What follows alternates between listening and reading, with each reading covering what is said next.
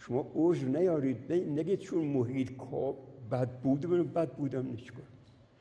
خواهی نشوی رسوا رنگ همه جماعت شد، این نیارید.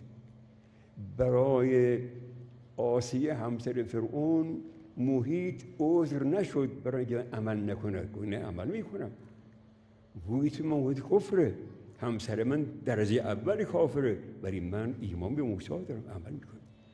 یعنی عمل کنید جوانهای محترم. اگر محیط شما فاسد میشه، غرق در شهوات، شما خود نگه دارید، بهانه نگیرید چون محیط فاسد بود من فاسد در آمدم دیگه.